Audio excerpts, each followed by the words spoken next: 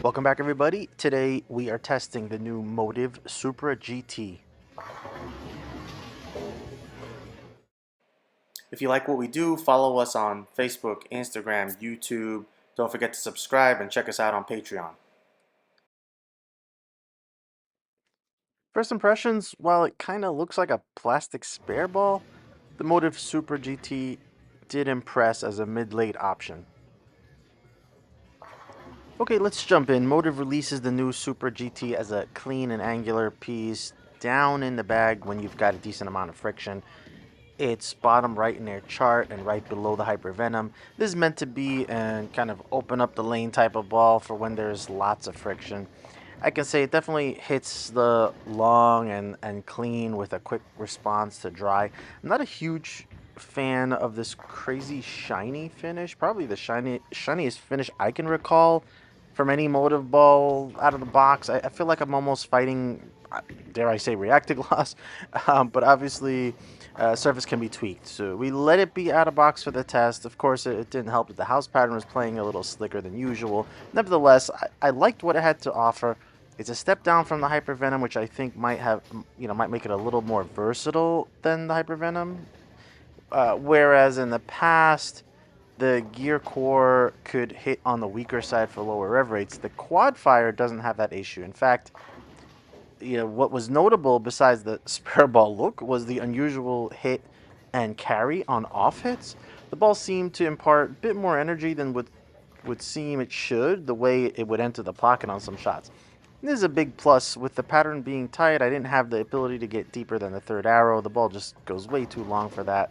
Anyway, on this pattern, near the second arrow for me was the best look. I think this is a reasonable option for a mid-late part of the bag. And while I still like the IQ Tour Ruby type of shape in that slot, this is a very different look with a cleaner, more angular shape as an option. There's just a couple of quick, relatively meager shots with two hands to show you what that looks like. As expected, more board coverage, more snap.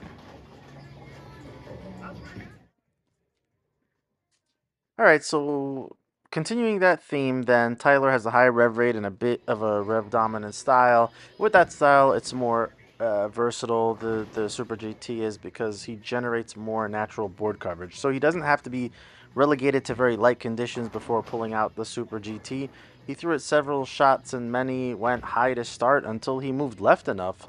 He was kind of shocked by how much board coverage and strength it had overall, despite a slicker pattern, especially after having seen, what it did for me.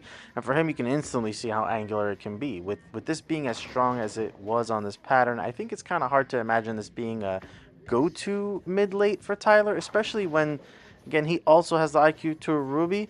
The smoother nature of that ball is just easier to control. Plus, it's a little less ball overall. Funny, I never really thought I'd be saying a Motive ball is more angular than the Storm one for the same slot of the bag, but here we are. That said, the Super GT also made an impression with how it hit for Tyler as well. Normally we don't talk about this, but every once in a while, a ball does something noticeable to stand out, and that is what the Super GT is doing. All right, just some closing thoughts. At the end of the day, while it gets a little frustrating when Motive uses a different core in a model, on its merits, I like what the Super GT offers. It's clean, angular for sure. It fits where Motive says it does. The Quadfire V2 core seems to punch above its weight. Not a whole lot to complain about. Well, okay, except the colors.